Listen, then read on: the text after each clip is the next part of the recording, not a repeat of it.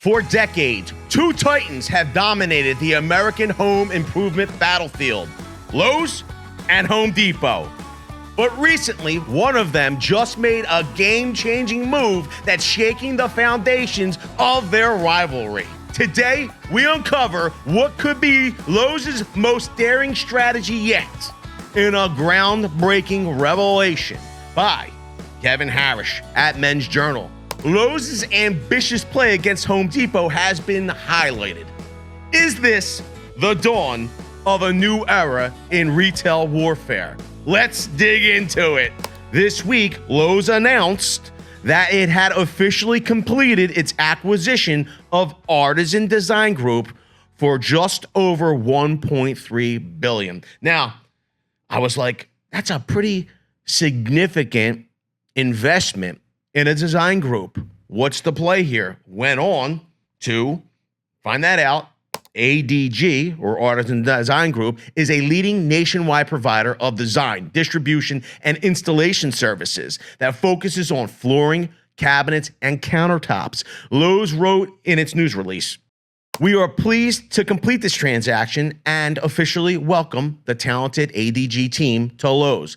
Artisan Design Group has built an industry-leading position through consistent execution and outstanding customer service, earning strong customer satisfaction scores from top home builders," said Marvin R. Ellison. The acquisition will help bolster Lowe's pro-business and compete with Home Depot in that regard after the competitor made a similar move around this time last year. So Home Depot made this move already. Lowe's was looking to compete with that.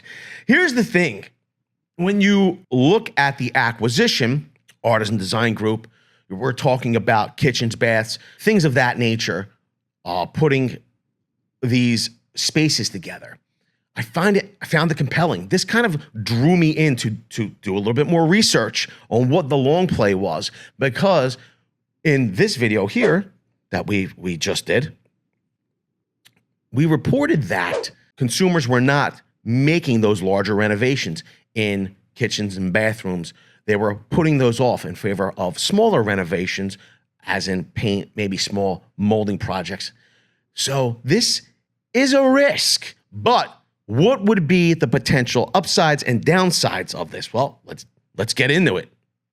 Lowe's is making an aggressive pivot, investing heavily in digital technology, personalized customer service, and exclusive product offerings. And the goal would be to capture market share by creating a uniquely compelling customer experience. This strategy could mean greater convenience and customized experiences for customers, but also carries the risk of alienating traditional shoppers resistant to rapid change. They are enhancing their website, online ordering, and digital customer interactions. Comparatively, Home Depot's approach is robust yet more straightforward. Customers seeking highly personalized digital interactions might prefer Lowe's new approach.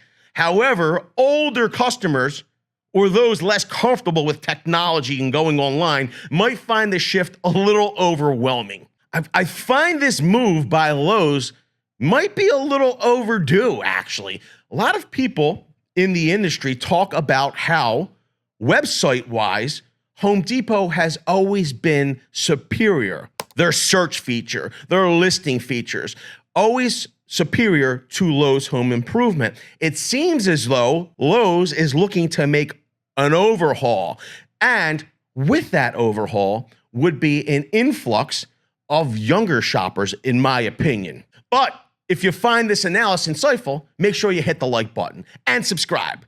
We love to hear your thoughts in the comments, and while you're down there, join the notification squad by commenting the word "first." And if you are indeed first, you will be nominated for an illustrious title and possibly win an award. Lowe's intensified focus on customer service, emphasizing extensive employee training and increased staffing during peak hours. Customers could greatly benefit from this through quicker assistance, better product advice, and overall improved shopping experiences. However, the potential downside includes increased operational costs, possibly passed on through higher prices. I mean, if you can get help in store, as a consumer, would you mind paying slightly higher prices? Only the market will determine and bear the result of that. Men's Journal also points out Lowe's aggressive pursuit of exclusive products and partnerships. And customers attracted to unique or specialized products could become loyal to Lowe's. But on the other hand, shoppers accustomed to well-known, widely available brands at competitive prices might become frustrated if their favorite brands disappear or become exclusive to other retailers. That kind of happened with Klein Electrical Tools at Home Depot. They left Home Depot in mass. A lot of their offerings could only be found at Lowe's. Once they made the move to Lowe's, their entire line of tools can be found in some way, shape, or form at Lowe's Home Improvement, where the Depot, you could only find limited SKUs from Klein. A lot of people said, especially electricians, that they made the move from the Home Depot to Lowe's because of this. Now, Lowe's is risking possibly the same thing happen if they lose maybe some of those brands that people go exclusively to Lowe's for. Looking beyond Harris's insights, Home Depot's recent strategies involve substantial investments in supply chain enhancements and contractor-oriented services. Lowe's bets on customer-centric digital transformation contrast starkly with Home Depot's efficiency-driven model. Customers at Lowe's might appreciate the tailored service, while Home Depot's clientele might prioritize availability, speed, and reliability, particularly professional contractors. If you are on the clock and you need something specific and you know exactly where to go and exactly what aisle it is in, you are going to be more efficient. You're actually going to save yourself time, but that also means that you're going to save your clients time because it's less procuring what you might need to complete that job. Keeping costs down for your client means you're giving better value. And what will happen if you give more bang for the buck? You're going to get more phone calls. So that's always something you want to keep in mind as a professional. Kevin Harris notes that every bold strategy always has inherent risks. Lowe's innovations in technology and personalized experiences must quickly deliver value to justify their costs. If Lowe's gamble would succeed, customers benefit through enhanced experiences and unique product offerings.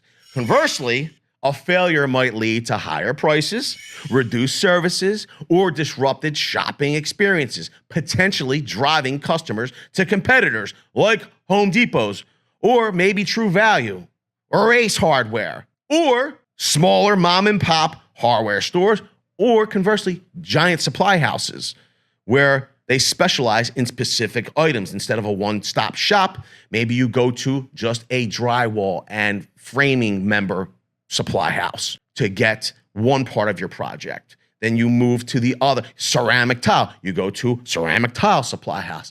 And you're going to these specialized retailers or wholesalers or supply houses and picking up each portion or piece of the renovation or build at these specific supply houses. A lot of times when you have supply houses that deal in something specific, they can give you more value for your money. It's just a thought. This retail battle between two home improvement giants is heating up, and only time will tell if Lowe's new bold vision pays off.